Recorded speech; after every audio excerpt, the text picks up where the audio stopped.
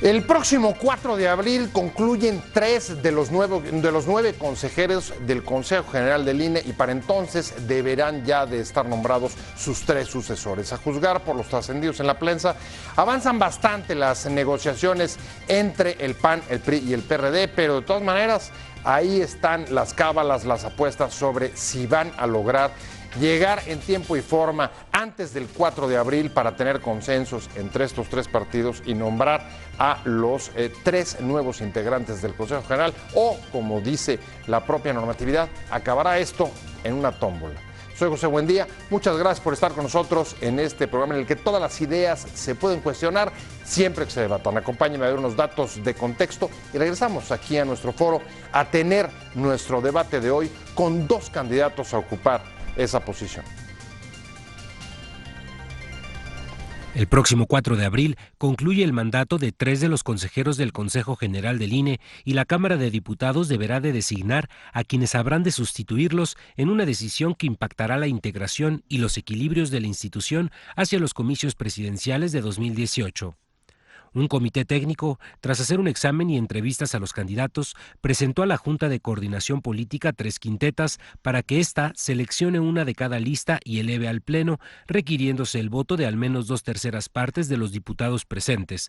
De no haber acuerdo que permita cumplir lo anterior, los relevos en el INE se designarán por insaculación, ya sea en San Lázaro o en la Suprema Corte de Justicia.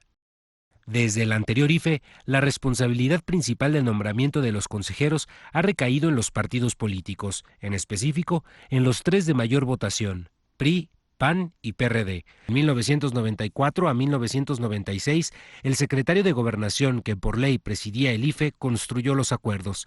De 2003 a la fecha, han sido los dirigentes de los 3 partidos y sus coordinadores parlamentarios en San Lázaro quienes han tomado las decisiones que los diputados se limitan a validar.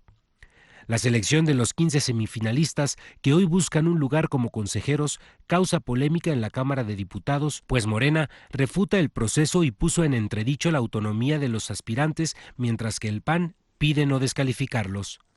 Posiciones. 1.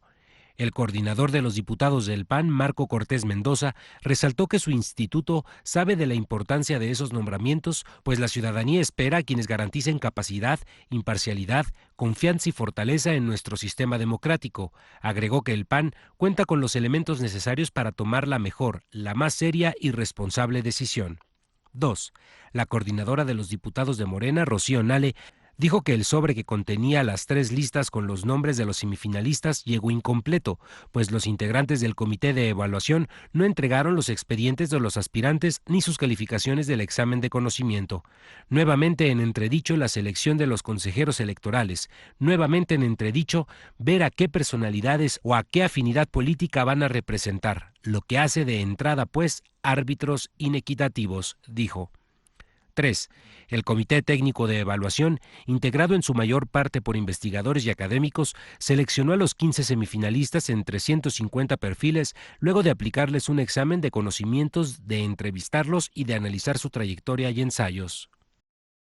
Con opiniones encontradas, muchas gracias por estar con nosotros. Vamos a hablar de un proceso importante, la designación de 3 consejeros de los 9 que integran el Consejo General del INE, del Instituto Nacional Electoral, que van a concluir el próximo 4 de abril para fecha en la que ya tendrían que estar nombrados sus sucesores. Sin embargo, a pesar de que, como le decía, hay nombres que se barajan en la prensa y pareciera que avanzan los consensos entre los 3 partidos mayoritarios. Bueno, hay todavía cábalas, se cruzan apuestas sobre si esta vez van a llegar a tiempo para tener estos nombramientos, pues que son importantes porque van a alterar de una u otra forma los equilibrios al interior del Consejo General del INE en los procesos electorales de nada menos que el 2018, el que se avecina el próximo año. Y por eso me da mucho gusto, están conmigo dos aspirantes a esa posición. Carlos González, consejero del Instituto Electoral, actualmente consejero del Instituto Electoral del Instituto Federal y además aspirante a ocupar uno de los 3 espacios que se van a abrir ahí. Carlos, un placer tenerte. Al contrario, Pepe, muchas gracias. Felicidades a Excelsior por 100 años y a ti por tus poco menos, que seguramente han sido muy bien vividos. Felicidades porque está No sé si muy bien vividos, pero sí por lo menos... intensamente llevados. Muchas gracias, Carlos. Muchas gracias también Pablo Javier Becerra, profesor investigador de la UAM y además aspirante. Has participado en este proceso y ahorita nos contarás porque traes tu propia historia, ¿no? Sí, así es, Pepe. Un placer de verdad tenerte. Y bueno, pues empecemos con las cábalas. Las apuestas están si van a cumplirse los plazos del 4 de abril o no, porque si no está el método de la guillotina, no hay de otra, que implicaría que hacer un sorteo. Así es, una insaculación se llama en el lenguaje electoral mexicano, es un término espantoso, es casi agresivo, por lo menos temerario, o sea, una selección al azar, ¿no? Ajá. Bueno, pues yo no sé si haya apuestas, pero la verdad es lo que hay es una disposición constitucional, punto. Se tienen que designar a los 3 consejeros, consejeras del INE a más tardar el 4 de abril, porque ya lo dijiste, el 5 toman protesta. Si después de todo este procedimiento, que supongo lo iremos diseccionando, no hay un acuerdo en las 2/3 partes de la Cámara de Diputados, que es lo que predispone la Constitución y la ley, pues entonces los aspirantes nos vamos a la Suprema Corte de Justicia para ser seleccionados al azar. Entonces, para ser insaculados. Sí, exactamente. Bueno, cada elección hay insaculados en este país, cerca de 10 millones, entonces así es. Ya tenemos un poco de experiencia. Es un método ya arraigado, claro. Así es. Bueno, o sea, sí tiene que haber. El tema es que han cambiado el procedimiento.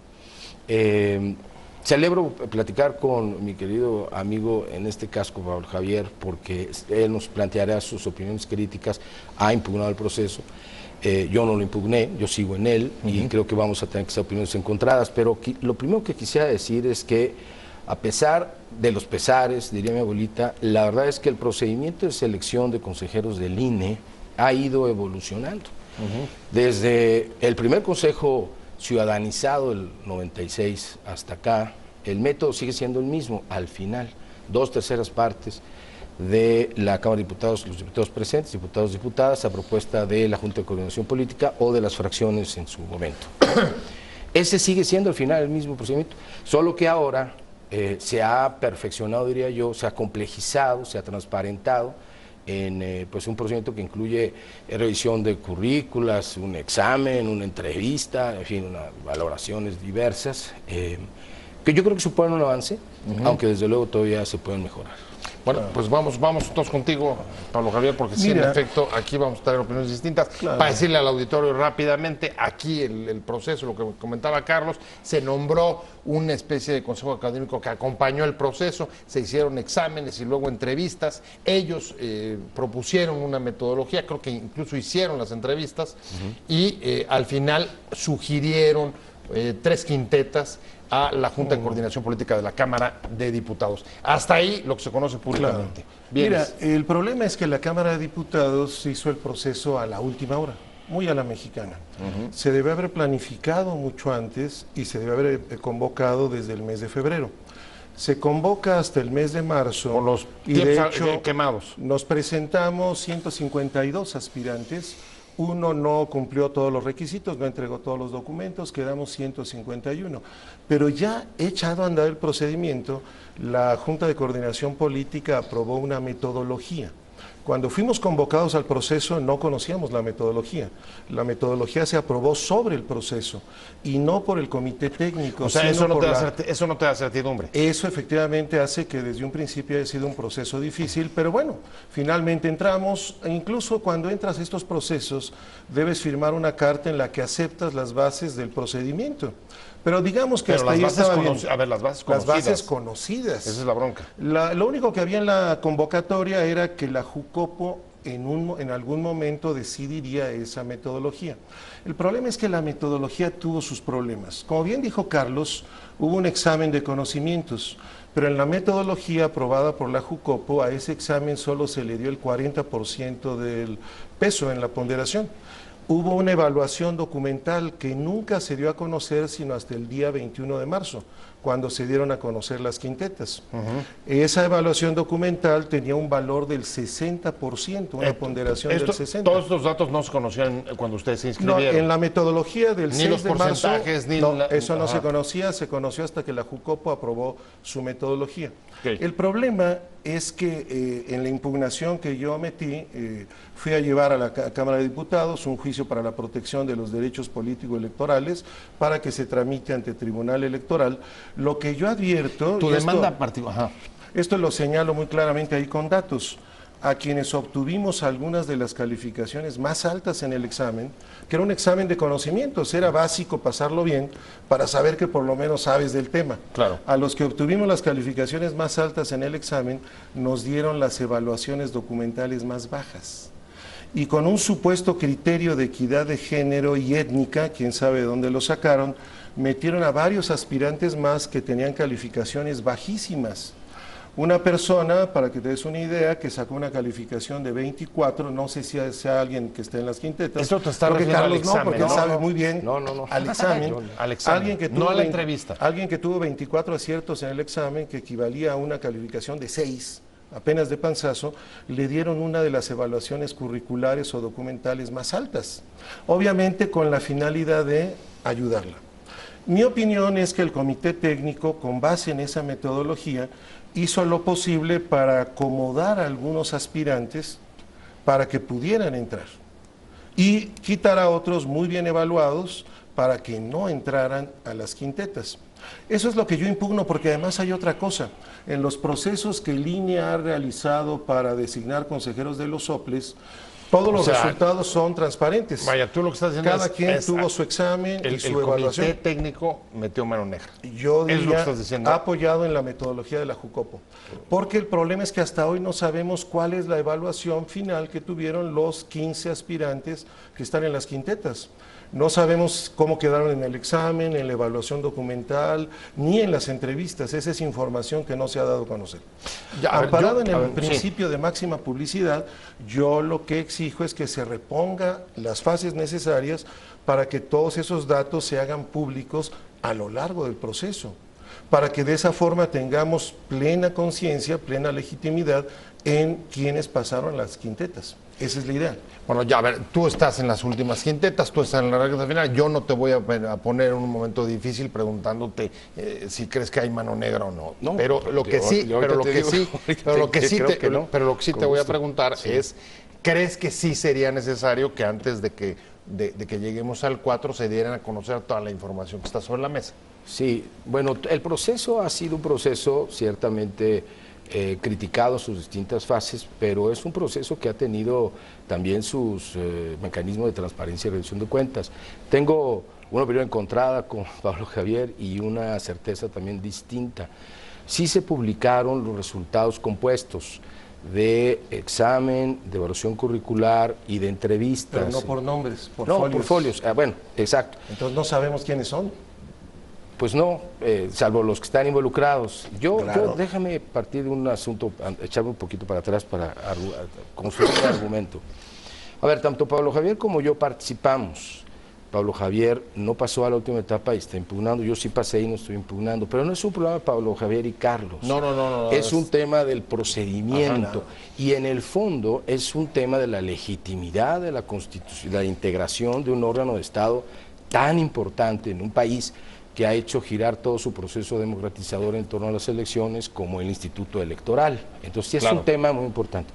Yo soy de la idea, lo digo con franqueza, incluso como integrante de una quinteta, que debiesen hacerse públicos, con mayor transparencia, con todos los datos necesarios, esta información. Todo el expediente de todos los que participaron. Por supuesto, de hecho Morena está exigiendo eso, yo supongo que se lo van a dar.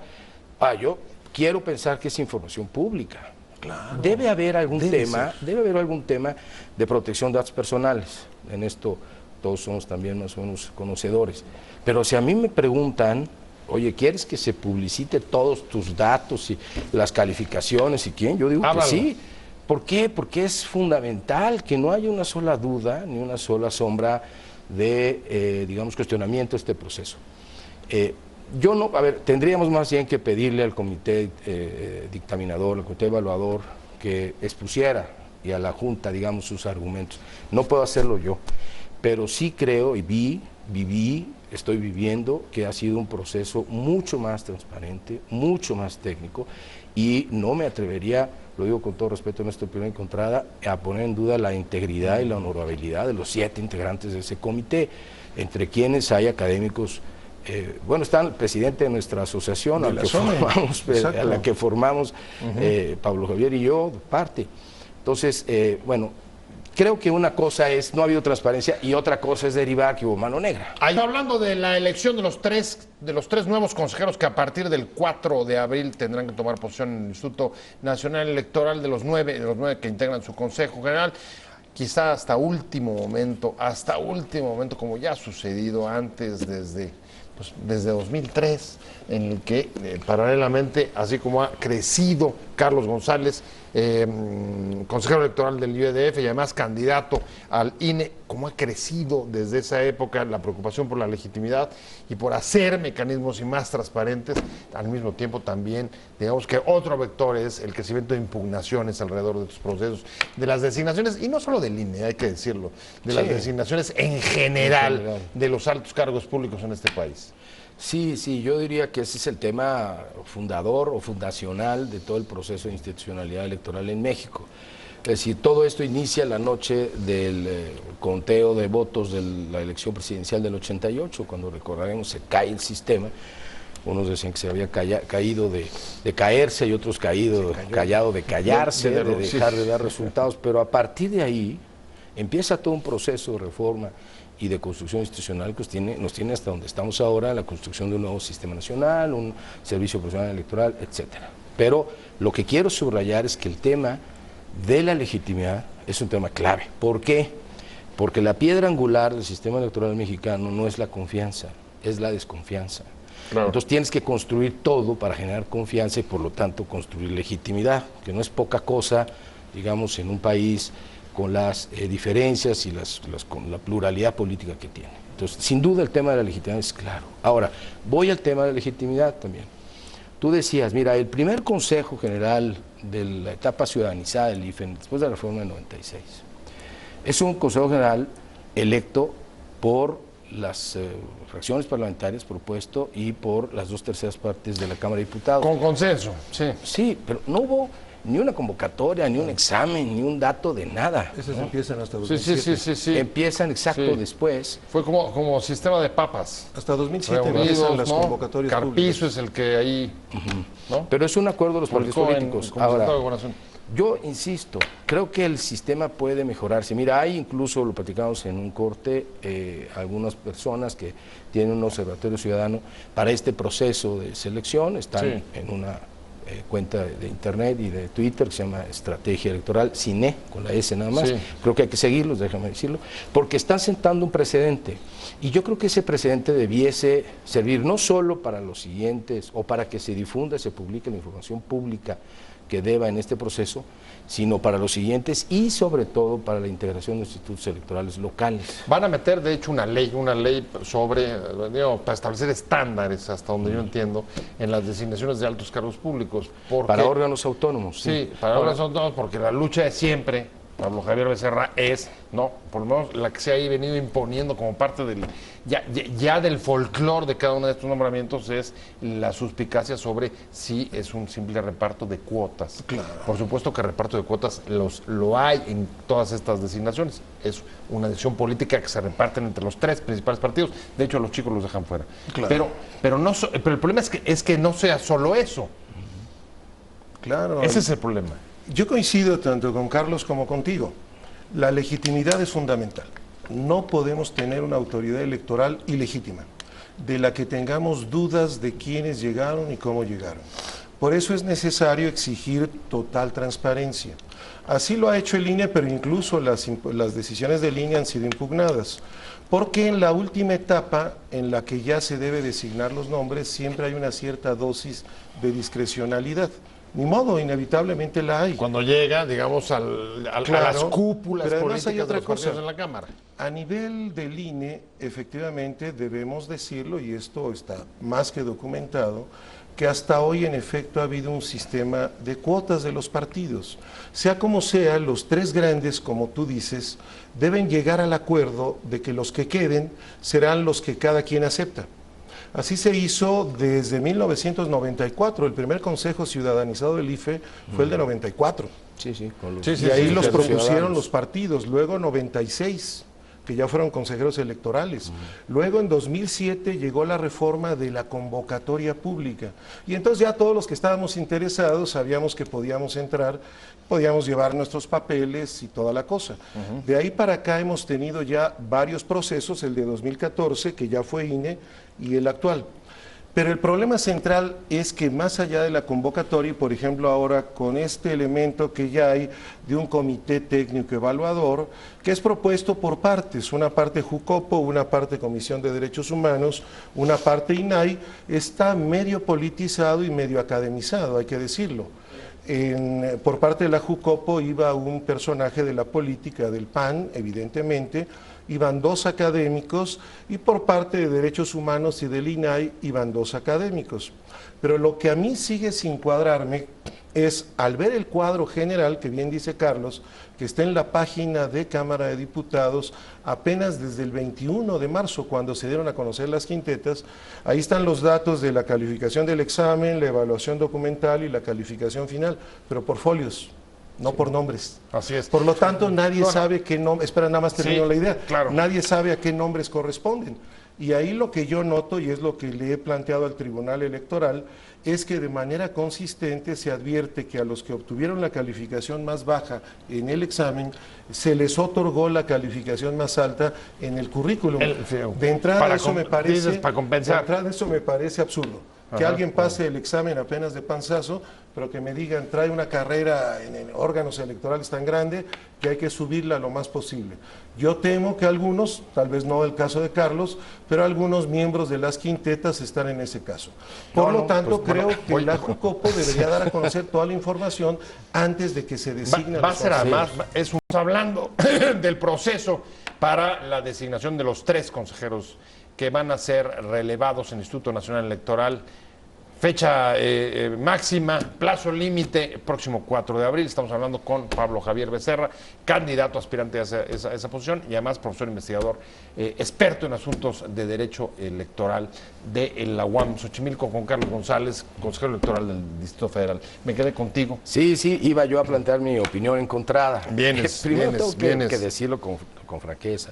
Bueno, antes. Desde luego conozco la obra y la calidad profesional de Pablo Javier y me encantaría, si es posible, conocer la impugnación y el análisis estadístico que la soporta. Creo que además sería un texto muy interesante para el debate público que necesitamos dar para exigir mayor transparencia, mayor claridad. Uno. Dos, no, definitivamente no es mi caso. Yo estuve entre las primeras calificaciones, no las tres primeras, pero sí entre las primeras y bueno, pues tengo 20 años de trayectoria en el mundo electoral, incluyendo en el entonces IFE, la FEPADE, el Tribunal, en la OEA, en Naciones Unidas. No es mi caso, definitivamente. Pero tampoco es el caso de pues prácticamente toda la gente que yo conozco que están en las quintetas. Debo decir, no conozco a todos, pero subrayo nada más, en las tres quintetas hay consejeros del IEDF. Estoy yo en una, está Diana Paola en otra y está Olga González Martínez en otra. Sí puedo decir, independientemente de los resultados de tu investigación, que insisto deben ser muy sólidos e interesantes, que no voy a hablar de mí, que tanto Dania como Olga, pues son personas que tuvieron buena calificación y que tienen una trayectoria profesional muy importante. O sea, yo no veo ahí una intención de colar a alguien que no tenía el perfil. Si las estadísticas acreditan eso, pues ya lo resolverá el juez o el tribunal y estaremos todos atentos a que ello se resuelva y se conozca. Ahora, comentamos en el corte, parte de la metodología establecía una serie de variables para la evaluación curricular y puntos, ¿no? Si tenías doctorado, pues eran tantos puntos. Si tenías obra publicada, pues tantos puntos. Si tenías experiencia en instituciones electorales, tantos puntos. Y si no me equivoco, La suma de todo eso podría dar hasta 36 puntos de la calificación compuesta, ¿no? Pues yo creo que sería muy importante que se dé a conocer eso, pero no es del todo justo decir que no había parámetros. Sí había parámetros. Lo que hay es después folios, eso sí, bueno, pues que se abran los folios, si es que, insisto, los datos personales lo permiten. Ahora, es cierto, todos los que concurrimos a esta convocatoria, como los que lo hicimos hace 3 años, lo hicimos sobre una convocatoria, perdón por la redundancia, que emite la Cámara de Diputados. En esa convocatoria, en las reglas que firmamos, digamos, atenernos a ella, se decía que efectivamente después la JUCOPO iba con el Comité Evaluador a integrar la metodología específica. Eso ocurrió un lunes. Creo que la convocatoria se publicó un martes o miércoles. Digamos que se reservó, digamos, ciertos derechos discrecionales. No, pues más bien que cuando se lanza la convocatoria no estaba la metodología. Incluso entiendo que los propios miembros del Comité Evaluador hicieron sugerencias para que los criterios que finalmente definiera la JUCOPO los fueran considerados, o sea, esas propuestas fueran consideradas en los criterios. Es cierto, yo creo que para siguientes convocatorias tendría que salir por delante. Claro, la convocatoria con la metodología, pero lo que también es cierto es que en la convocatoria se decía que la metodología iba a ser propuesta después, o sea, no fue una sorpresa, no es, me parece a mí, una circunstancia que transcurra, digamos, como una especie de trampa. O sea, parte de las reglas que firmaron en un principio fue decir, lo van a saber en su momento. Porque no está todavía. Creo que hubo una fecha incluso. Sí, eso fue debido a la premura. Yo digo, el proceso debió haberse planificado desde antes. No lo hicieron, estamos viendo un poco el resultado. El INE, por ejemplo, convocó por esos mismos días a la renovación de consejeros de OPLES que van a tomar posesión hasta octubre. Así es. Y ya desde ahorita está en el proceso. Medio año. En mi opinión, incluso ahí fue con demasiada premura. Pero en fin, yo sí insisto, es absolutamente necesario que se conozca la información.